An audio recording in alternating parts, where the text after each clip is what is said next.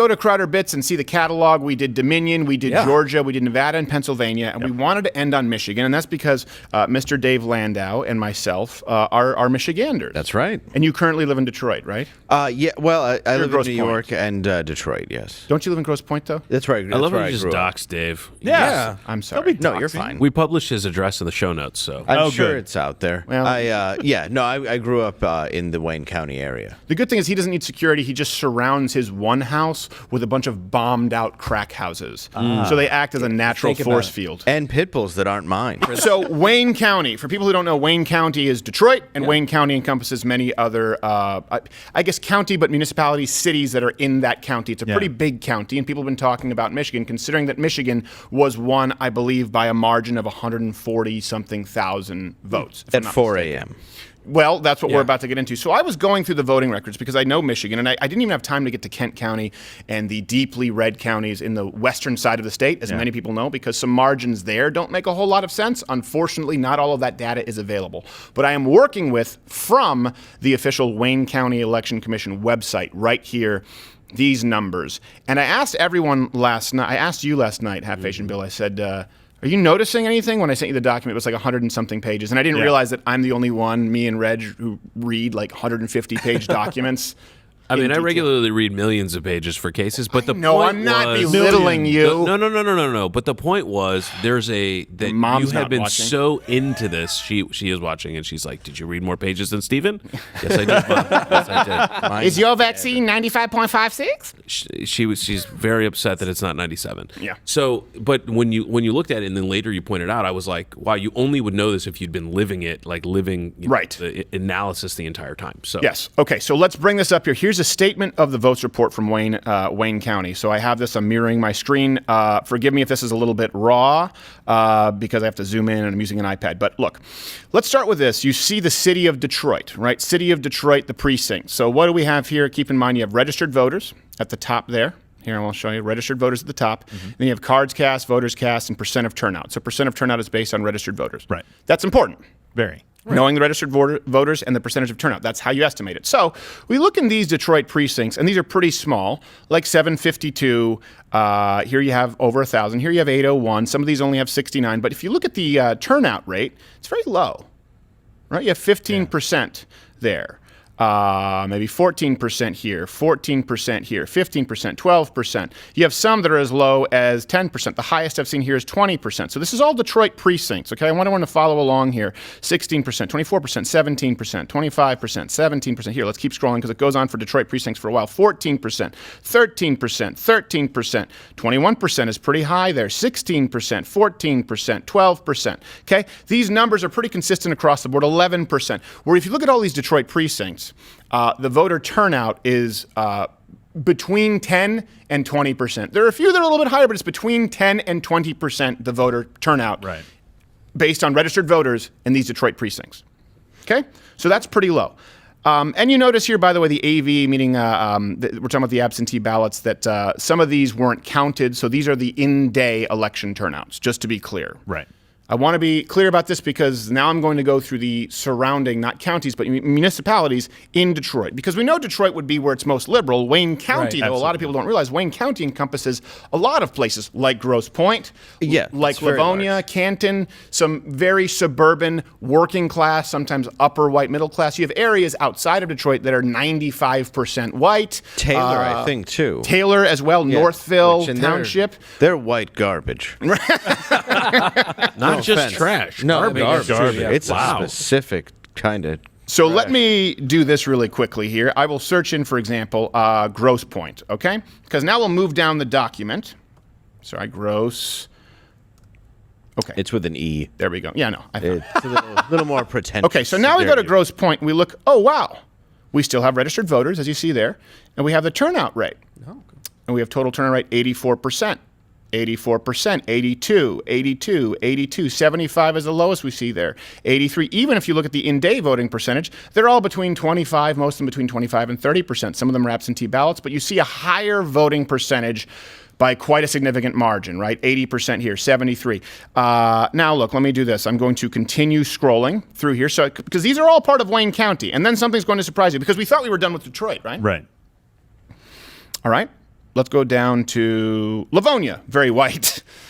Livonia, we have 79%, 80%, 84% turnout rate, 85% turnout rate. These are crazy turnout rates, by the way. That surprised me in and of itself. So Detroit, we only have, of the precincts, 17, an average between 10 and 20%.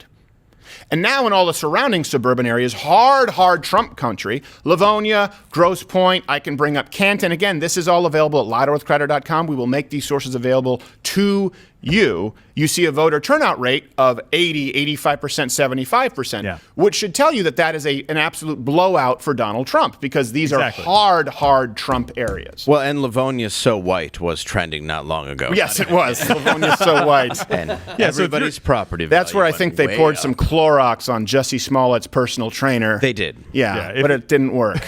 If the only piece of data that you have is this, and you're a campaign manager for Donald Trump, you're popping champagne. Right, you're popping champagne. And by the way, these are big. These are much bigger than the Detroit precincts, right? You saw some that were 60 people. You saw some that were 700 people. The highest that you saw up there were maybe 1,000 something. Not many precincts in the thousands, but these have many thousands of registered voters and a high percentage of voter turnout. So Melvindale, I would imagine, is white. I don't know. Northville, very white, 83%. 84%. You can keep on going down here. Plymouth is very white. They have a great haunted house, Erebus, 85%. So these numbers are consistent. No, that's Pontiac.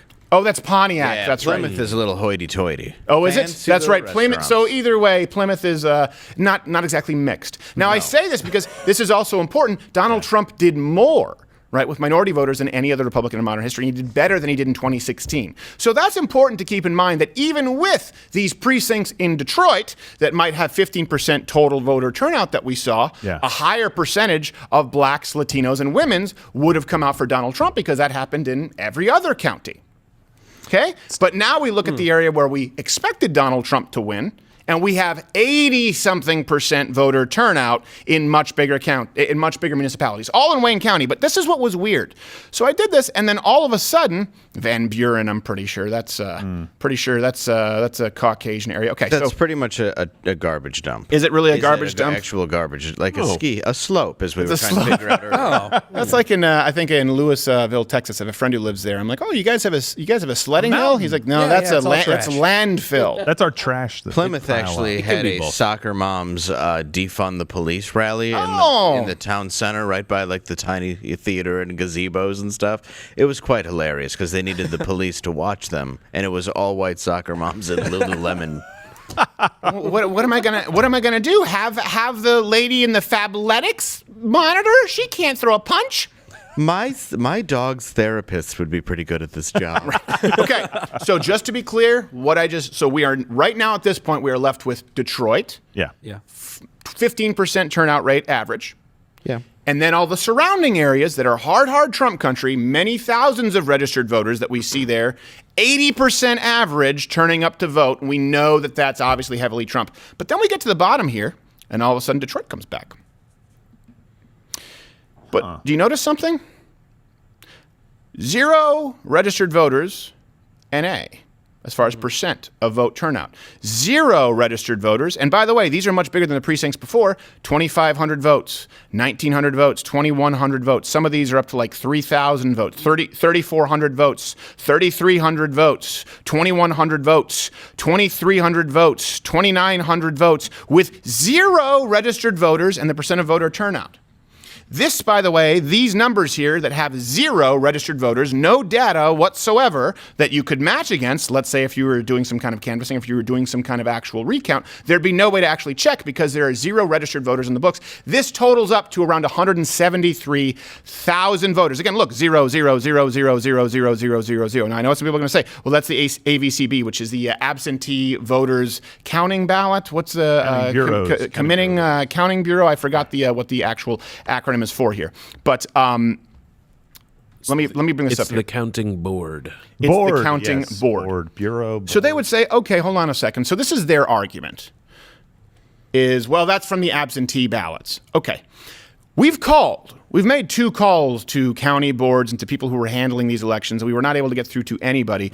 It still doesn't give you any reason as to why they wouldn't have registered voters at all. Let's assume for a second that all these votes came in really quickly, like drinking from a fire hose. Yeah. Well, it doesn't matter. You still have, long before election, registered voters. That's how they do the polls, right? The liberal polls were doing registered voters instead of doing likely voters. So that doesn't change the fact that that data shouldn't read 0.00000000000. And this totals 173,000 votes from 0 registered voters in those precincts. So what are we left with? We're left with the Detroit precincts where we have some data on registered voters. Okay, we know the registered voters, and a 15% turnout rate average.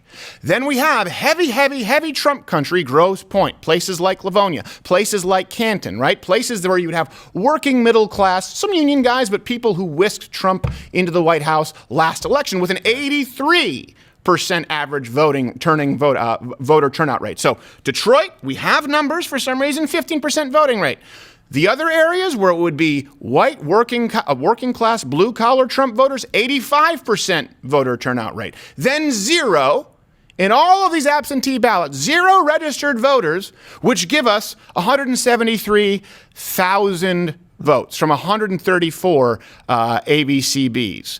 Now, keep in mind that late on election night, in the middle of the night, there was a ballot dump with about 150,000 ballots.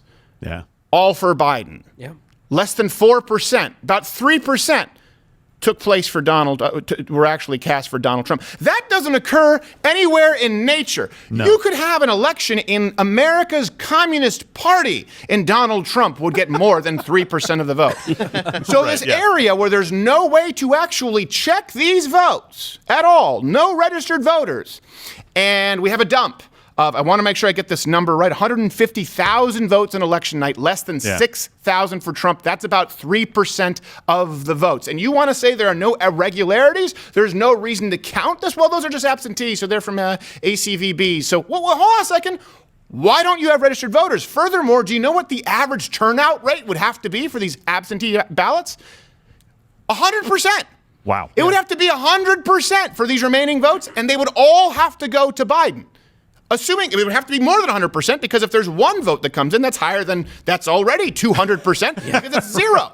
There are no registered voters, and it all tipped. All the data that we do have available for us, which, by the way, you should have in elections, and most counties do. This is just a rule of Wayne County, by the way. Yeah. If you have more than 250 precincts, then the other ones can just be they can just be ACVBs, whatever it's called, absentee ballot counting. And at that point, you can just count them as much as you want, take them as they come in. But why don't you have registered voters? And how can we understand the voter turnout rate? We have 3 turnout rates right now. Okay. We have Detroit, registered voters, about 15% turnout rate. We have everywhere else in Wayne County, deeply red, we have an over 80% turnout rate. And then we have a third turnout rate, which is NA, because 150,000 votes came in the middle of night from 0 registered voters. 100% of which, 97%, it's a rounding error for Donald Trump. Keep in mind, by the way, remember that 138,000 or 128,000 votes that happened in Wisconsin that ended up being a typo? Yeah. That's less. That's less than the ballot dump that actually took place in Michigan in the middle of night, with 97% coming in for Biden and 0 registered voters for 173,000 of those votes. The lead in Michigan, by the way, for Biden is 146,000. Something else, that's a huge chunk of Detroit, because Detroit used to be a big city. The last census tried to claim there were 700,000 people in Detroit, and we all laugh. It's an ongoing joke in Michigan. It's not. It's like 250,000, and one crackhead just filed for unemployment. If you count the pit bulls around Dave's house. Right. Yeah. That does and a lot of them wear hats. And one other thing that's important, because they go, well, this is how they do their elections. It's not how they did it in the primaries. Is this 0? So, I'm sorry. I just... you should be. 140,000 people of 0 people? 173,000 votes of from 0 registered voters. According to the record. Make sure I heard that right. Yeah. So what they've done is they've at the very best, they've broken this out into a way that you cannot figure out exactly how many people voted in each one of these precincts, and they didn't do it anywhere else in the county. Right. They didn't do it anywhere else in the county. Anywhere else. Why do we have records from areas in Detroit County that are smaller precincts, a dozen here, a few hundred there. Maybe every now and then you throw in a precinct with 1,000, but the big ones, 4,000, 3,000, 0 registered voters, no information. So this isn't an election irregularity. This is what you would do if you were trying to commit fraud. And this is what we suspected, right, when we said, oh, hold on a second, we went to sleep and there was this ballot dump? Yeah. How does that happen? And how did the state flip? Because before we went to bed, we were effectively calling the presidency for Donald Trump. Well, these came, no one expected 140-something thousand ballots coming in, 97% for Biden. We said, well, we're going to have to look into those numbers. That seems weird. Now you can't, because there are 0 registered voters. We have no idea as to the voter turnout. Yeah. The turnout could be 130%. It would have to be that. Yeah. For this to actually make sense. At best, this is by design a way to cover up voter fraud. And again, it's not how they did it in the primaries. So even in the Democratic primaries, so when they wanted to get their candidate right, they made sure that they didn't have this kind of a lack of data. So really, at worst, this is designed to commit fraud and have no way to be fact-checked. At best, we have to believe that, A, these people are totally unaccountable, that no one cares, no one in the media has actually done this research and looked at these numbers, and that they're like, well, you know what, we don't have the registered voters, so, We'll just do it. Just don't worry about it, guys. It'll be fine. And Trust us. lest you think more data is coming that will clear all of this up, isn't there a news story about some county rushing to certify the election results? Yes, we are going to get to that. We are going to get to that in a second. Relevant. But this is really important for people to understand that that there's no way to know when there are 0 registered voters, and there's no reason to not have a tally of registered voters. I understand, let's say, it takes a while to count. Like Arizona's still counting. I don't know how many coffee breaks they take over there. A lot. A lot. Little bit of siestas. We've heard about the demographic changes in Arizona. Siestas. We get it. You haven't finished the counting. But that's the ballots where you say, well, we don't have the number, that we still have to go through the ballots. Fine. That doesn't change the fact that you have the registered voters long before election. That's not something that happens on election night. What you do on election night is match your ballots with the registered voters. There's no reason for that to be a 0. There is no reasonable explanation for that to be a 0, and we've called twice, and we've been given the runaround, and no one has given an answer at all. And again, this is not the way that they did this in the primaries. We're going to continue with Michigan election fraud, but this is something that, did you have a question? I think you were... No, I was just going to play a little devil's advocate and say if you take out Kwame Kilpatrick, that was the mayor of Detroit, being in prison, and Dennis Archer weirdly running out before stuff got